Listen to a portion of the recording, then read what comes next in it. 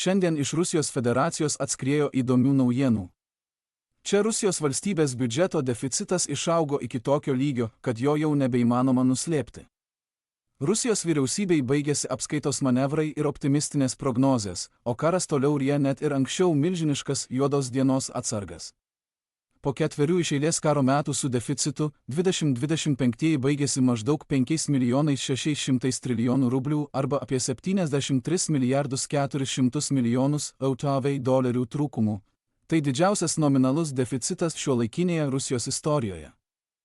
2026 oficialus planas numato mažesnį atotrūkį, tačiau net ir patys Rusijos pareigūnai privačiai pripažįsta, kad šis skaičius visiškai nerealu.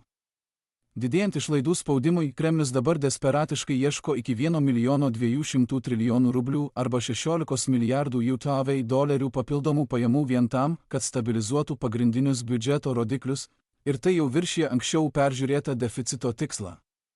Mažėjančios pajamos iš energetikos ir dėl sankcijų taikomos nuolaidos naftos eksportui atskleidė, kokia trapi tapo Rusijos fiskalinė pusiausvyra. Tai, kas buvo pristatoma kaip valdomas nukrypimas, dabar tapo struktūrinė skylė. Pagrindinė šio žlugimo priežastis – karas yra gerokai brangesnis ir trunka daug ilgiau nei iš pradžių manyta. Rusija pradėjo invaziją tikėdamasi trumpos kampanijos su ribotu finansiniu spaudimu.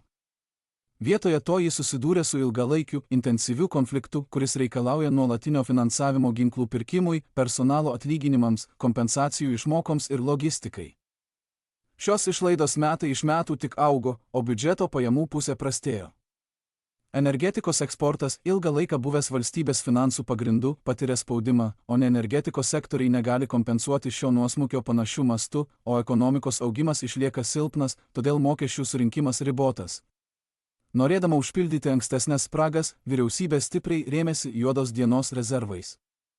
Nacionalinis gerovės fondas, anksčiau buvęs finansinio atsparumo simboliu, nuolat seko, prieš karą jame buvo 113 milijardų JAV, o iki 2026 metų sausio ši suma sumažėjo iki 52 milijardų JAV.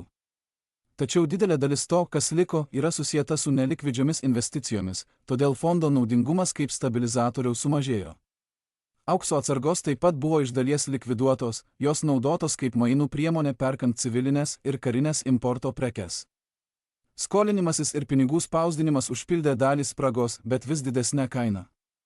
Vidaus skolos emisija išaugo ir iki 2025 metų rugsėjo pasiekė 61 trilijoną rublių.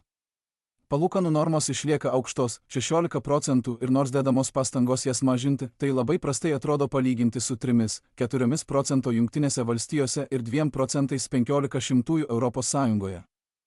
Mokesčių didinimas rizikuoja dar labiau gilinti stagnaciją ir visuomenės nepasitenkinimą, o dar didesnis pinigų spausdinimas skatina infliaciją ir silpnina rublio stabilumą. Logiškiausias sprendimas – mažinti karinės išlaidas – politiškai neįmanomas, nes Rusijos vadovybė reikalauja tęsti karą, nors jai ir lieka vis siauresnis netobulų priemonių rinkinys, iš kurių nei viena realiai negali užpildyti tokio masto spragos be platesnės ekonominės žalos.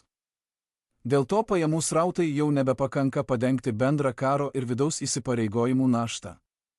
Gynybos išlaidos, saugumo tarnybos ir su karu susijusios kompensacijos tiesiogiai konkuruoja su pensijomis, sveikatos apsauga, švietimu ir regioninėmis subsidijomis. Namų ūkiams tai pasireiškia per infliaciją ir mažėjančias viešasias paslaugas, o verslui per aukštesnės palūkanų normas ir ribotą kreditavimą, kas slopina investicijas. Analitikai vis dažniau pabrėžia, kad valstybės biudžetas artėja prie išsekimo ne todėl, kad Rusijai trūktų išteklių absoliučia prasme, o todėl, kad išlaidų struktūra tapo nebetvari, beveik 40% išlaidų skiriama karui. Todėl lieka labai mažai erdvės sugerti sukrėtimus ar prisitaikyti prie nepalankių sąlygų. Ši fiskalinė įtampa taip pat didina politinį spaudimą, nes tampa vis sunkiau pateisinti konfliktą, kuris sunaudoja tokią didelę dalį nacionalinių išteklių, kai gyvenimo lygis stagnuoja, o ateities augimo perspektyvos nyksta. Kuo ilgiau tęsiasi karas, tuo aštresnis tampa pasirinkimas tarp karinių ambicijų ir vidaus stabilumo, ir kritikos balsai jau girdimi net ir Rusijos parlamente. Apskritai, Rusijos finansinis laikas senka.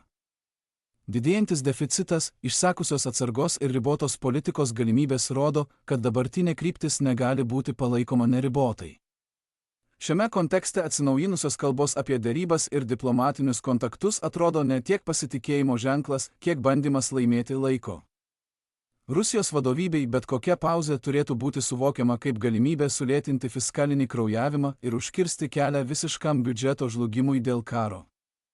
Ar ji tai suvokia, lieka neaišku, tačiau karas jau pastumėjo Rusijos finansus prie lūžio taško, o karo tęsimo kaina auga greičiau, nei valstybė gali sau leisti. Jei norėtumėte sužinoti apie kitus svarbius šiandienos įvykius, kurių nespėjome aptarti šiame vaizdo įraše, būtinai apsilankykite mūsų interaktyviame naujienų žemėlapyje. Nuorodą į mūsų interaktyvų žemėlapį rasite aprašyme žemiau.